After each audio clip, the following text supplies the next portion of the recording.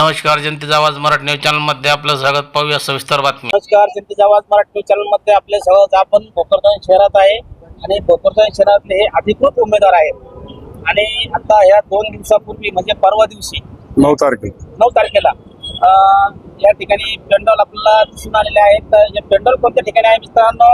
हे पेंडॉल आहे, हे इलेक्शन झालेलं आहे आणि हे इलेक्शन सर्व जे मतदार आहेत 84-85 जे काही मतदार आहेत यांचं सगळं मतदान एका ह्या पेटीमध्ये म्हणजे ईव्हीएम मशीन मध्ये हे नगर परिषदच्या मंगल कार्यालय जालना रोडवर असलेले या ठिकाणी बंदिस्त आहे. यांचं सर्वांचं भवितव्य त्या बंदिस्त पेटीमध्ये आहे, परंतु त्या ठिकाणी आपल्याला पेंडॉल लागलेले दिसलेत आणि त्या पेंडॉल मध्ये काही कार्यकर्ते त्या ठिकाणी पहारा देत आहेत. हे पहारा नेमकं कशासाठी देत आहेत? आपलं नाव काय? मी शफीक पठाण, प्रभाग 4चा नगरसेवकाचा उमेदवार लढवलेला आहे मी. आणि आपला जे प्रश्न होता का भाऊ पेंडॉल कशासाठी, आमचं म्हणणं आहे का भाऊ 3 तारीख होती मतदानाची, जे झालेलं मतदान आहे त्याच्या निर्णयाची तारीख 3 होती, मग काही वार्डामुळे ते पुढे ढकलण्यात आलेली आहे. आणि जालना जिल्ह्याचे जे जिल्हाधिकारी आहे मॅडम, त्यांचा मनापासून आम्ही स्वागत करतो, त्यांना धन्यवाद देतो की ते निर्मळपणानं न पक्षपात करता या जालना जिल्ह्यात ते काम करताय. भोकरदनमध्ये सुद्धा त्यांना विजिट दिलेली आहे आणि त्यांच्या मार्गदर्शनाखाली हे सगळी यंत्रणा राबवतील आणि आम्हाला त्यांच्यावर विश्वास आहे. तहसीलदार साहेब असेल, शिवसाहेब असेल, जर सेनापती जर चांगला असला तो सेनाला काहीच गडबड करता येत नाही. सेनापती जालना जिल्हाधिकारी आमचे सक्षम आहे आणि ह्या प्रोग्रामाला ते चांगल्या पद्धतीने हाताळतात. जे 17 दिवस भेटलेले उमेदवाराला 17 दिवस गणित लावायचा वेळ सुद्धा भेटलेला आहे आणि ज्या लोकांना मतदान केलंय त्यांचं म्हणणं असं होतं की आम्ही मतदान केलेलं आहे त्याचा कुठं गैर उपयोग घेऊ नये की आमचं मतदान वाया जाऊ नये म्हणून तिथे पैरा लावा आणि कार्यकर्त्यांचा सुद्धा आग्रह होता. मग आमचं म्हणणं आहे DYSP साहेब असेल, पोलीस यंत्रणा असेल, ते चांगल्या पद्धतीनं तिथे पैरा देत आहे. 9 तारखेला जे DVR बदलण्यात आलेला आहे त्यांना आम्हाला मागच्या सगळ्या कमीत कमी 4-4, 5-5, 6-6 घंटेच्या मागच्या व्हिडिओ शूटिंग पाहिलेली आहे. आम्ही कोणत्याही प्रकारची तिथे गडबड नाही, व्यवस्थित तिथे पेट्या राखण्याचं काम शासन करत आहे. या शासनावर आमचा पूर्ण विश्वास आहे.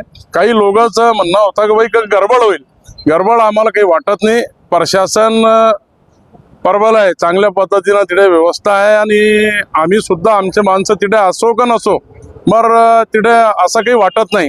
आणि 100% या पेट्या पॅक झालेल्या आहे. काही लोकांचं म्हणणं होतं भाजपवाले तिथे हजर नव्हते, त्यांना विश्वास असेल, आम्हालाही तेवढा विश्वास आहे. आमचेही काही जास्त लोक पॅक करता होता नाही तिथे हजर नव्हते. आणि या शासनाची जबाबदारी आहे काय त्यांना सगळ्यांना न्याय मिळवून द्यावा. हे सरकारचं म्हणण्यापेक्षा मी ज्या आपल्या जिल्हाधिकारी असेल, त्यानंतर DYSP साहेब असेल, पोलीस प्रशासन असेल, तहसीलदार साहेब असेल, यांच्या माध्यमातून लोकांना न्याय भेटतंय भोकरदन तालुक्यामध्ये आणि या इलेक्शनमध्ये न्याय भेटल, न्यायाची अपेक्षा आहे आम्हाला. कोणत्याही प्रकारचा त्यांच्यावर संशय नाही आणि ज्या लोकांना मतदान केला त्यांचा आग्रह होता म्हणून तो लोक तिथे बसले. कार्यकर्ता ज्यांना काम केलं होता म्हणून त्यांचा आग्रह होता ते बसलेले पैरा देत. उमेदवार कुठेही तिथे बसलेला नाही. उमेदवाराला सगळा प्रशासनावर विश्वास आहे. तुमचे जे कार्यकर्ते त्या ठिकाणी बसलेले आहेत, परंतु BJPचे कार्यकर्ते कोणत्याही प्रकारे त्या ठिकाणी नाही, त्याच्याबद्दल काय बोलतात? त्याबद्दल आता काय आता तुम्हाला संशय, त्यांना संशय नाही का? त्यांना आम्हाला कुठे संशय, कार्यकर्ते नाही हो.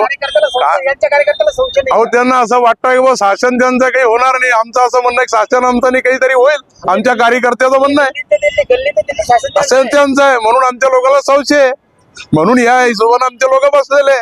बाकी मला सांगा एखादा नगरसेवक किंवा नगराध्यक्ष उमेदवार तिथे कोणी बसलेला आहे का? कार्यकर्त्यांच्या आग्रहामुळे तिथे कार्यकर्ते स्वतःहून आपला वेळ घालताय, आपल्या घरचे डब्बे आणून जेवताय, तिथे ते राखण करताय. तुम्हाला उमेदवार एखादा दिसला का? शरदचंद्र पवार गटाचा एखादा उमेदवार तिथे जाऊन बसला का? काँग्रेसचा बसला का? कुणी बसलं नाही. कार्यकर्त्यांना का बसू नाही? त्यांना मेहनत घेतलेली आहे.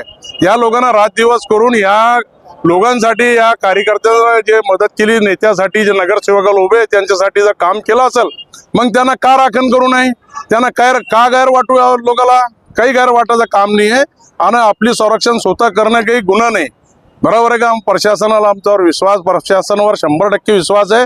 मान्य जिल्हाधिकारी यांची तन म्हणजे एक मिनिटाचा ते व्हिडिओ पाहतात, मोबाईलवर टच आहे, त्यानंतर DSP साहेब पाहतात, तहसीलदार साहेब पाहतात, त्याबद्दल कोणताही नाही. आणि त्यांना आमची विनंतीवर ते स्क्रीन सुद्धा बाहेर लावलेलं आहे. तुम्ही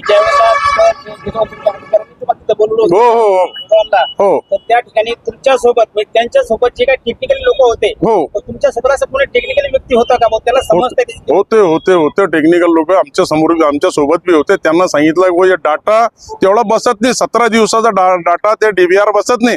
ते DVR चेंज केलाय त्यांना, 2 एक्स्ट्रा कॅमेरे लावलेले. याच्या अगोदर कसे बसले होते, आताच का बसले नाही ऐका ना सुरळकर साहेब, याच्यात जे आहे ना ते असा वाटत नव्हता की 21 दिवसाचा ते लागल आपल्याला. आपला असा होता की 3 तारखेला मतमोजणी होईल, त्या हिशोबाने ते सेटिंग केलेली होती. मग ते काय काही वार्डाचे मतदान न झाल्यामुळे ते इलेक्शन पुढे ढकलण्यात आला. ते निवडणूक अधिकाऱ्यांचा निर्णय आला की 21 तारखेला मग याची मतमोजणी होईल.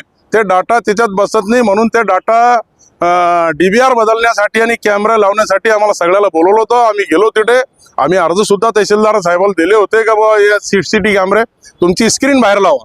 त्यांना आमच्या विनंतीला मान देऊन सनी ते स्क्रीन बाहेर लावलेली आहे. आमचा कोणताही संशय नाही प्रशासनावर आणि या अधिकाऱ्यांवर. त्यांच्यावर 100% विश्वास आहे आणि आम्हाला न्याय भेटेल, न्यायाची अपेक्षा आहे. मशीन मध्ये काही घोळ होण्याची काही शक्यता? आता हे वरचा खेळ आहे. आता आपण सामान्य लोक आहेत. आता हे वरचं म्हणजे आता तिकडचं आहे दिल्ली गुजरात आणि दिल्लीचा खेळ आहे. आपण गल्लीचे लोक आहे. आपण गल्ली ते दिल्ली ते दिल्ली आणि गुजरात म्हणतो मी. गुजरात आणि दिल्लीमध्ये हे काम चालतो. आपण गल्लीचे लोक आहे, आपण त्यांच्यापर्यंत पोहोचू शकत नाही. आमचं नगरसेवकाचं इलेक्शन आहे, लहान इलेक्शन आहे आणि सामान्य माणसं आम्ही उभे आहे. आम्हाला न्यायाची अपेक्षा 100% न्याय भेटल. एवढी जर समजा आपल्याला संशय होता, म्हणजे तुमच्या कार्यकर्त्याला एवढा जर संशय होता, या ठिकाणी पहारा करून जे लावलंय गावठी लावलेली, तर त्यांनी त्यावेळेला जर समजा असं जर पत्र जर दिलं असतं निवडणूक आयोगाला, आमचं बॅलेट पेपरवरती भोकरदन शहरातलं मतदान घेण्यात यावं, यात काय म्हणता? मी काय म्हणतो, आता भोकरदनचं सोडा, पुऱ्या जगात काय म्हणतो ऐकून घ्या ना. बॅलेट पेपरवर भोकरदन नव्हे, पुऱ्या देशात लोकांचा विरोधी पक्षांचं म्हणणं आहे का बॅलेट पेपरवर घ्या. मगर सत्ताधाऱ्याला भीव वाटतं का जर बॅलेट पेपरवर घेतलं गेल्या इलेक्शन, मग यांना कुठे जागा भेटणार नाही, यांचे 10 लोक सुद्धा निवडून येणार नाही. यांना तिची भीती आहे, आम्हाला भीती नाही आहे. आमचं म्हणण्यावर तुम्ही बेमानी करू नका. इमानदारीने इलेक्शन लढा, तयारी आमची. सामान्य माणूस लढू लागला पैसेवाल्या विरुद्ध, 2-2 हजार 4-4 हजार कोटीचे लोक आहेत, त्यांच्या विरुद्ध एक सामान्य माणूस उभा राहतो, इलेक्शन लढतो. का मोठी सोपी गोष्ट आहे काय? इतका सोपा काम आहे काय? काही मतदार जे उमेदवार होते, हो, ते उमेदवारांचं म्हणणं आहे काही लोकांना, म्हणजे मतदान त्यांच्याकडून घ्यायचंय, तुम्ही आम्हाला मतदान करा, आम्ही तुम्हाला गणेश नगर मध्ये राहायला जागा देतो. ऐकून घ्या, राजकारणामध्ये हे भूलतापाचे काम चालत असते. कोणी कोणाला मतदान झाल्यावर चहा सुद्धा पाजत नाही. फक्त मतदान जवळ लोक होत नाही तवर लोक मतदाराची किंमत असतात. त्या मतदान झाल्यानंतर उमेदवार कुठे जातात आणि ते बिचारे मतदान कुठे फिरतात ते सगळ्याला तुम्हाला माहित आहे सुरळकर साहेब. मतदान झाल्यावर मला असं वाटत नाही का जे मतदानाच्या आधी 100 लोकांना चहा पाजत होते, तुम्ही आज 5 लोकांना चहा पाजत नाही, म्हणजे त्यांची किंमत मतदान घेऊस तर असती, हे सगळ्याला माहित आहे. त्यात काही दोमत नाही आहे. मग या भोकरदन शहरामध्ये सुज्ञान लोक आहे, वोटर जे सुज्ञान आहे, त्यांना यावेळेस योग्य ते मतदान केला, योग्य लोकांना निवडून देणार आहे, याच्यात काही दोमत नाही आहे. 100% राष्ट्रवादी शरदचंद्र पवार गटाचा नगराध्यक्ष होईल. जनतेचा आवाज मराठी चॅनलला प्रतिक्रिया दिल्याबद्दल धन्यवाद. चॅनलला सबस्क्राईब करा, बेल आयकॉन बटन दाबा, लाईक करा, शेअर करा.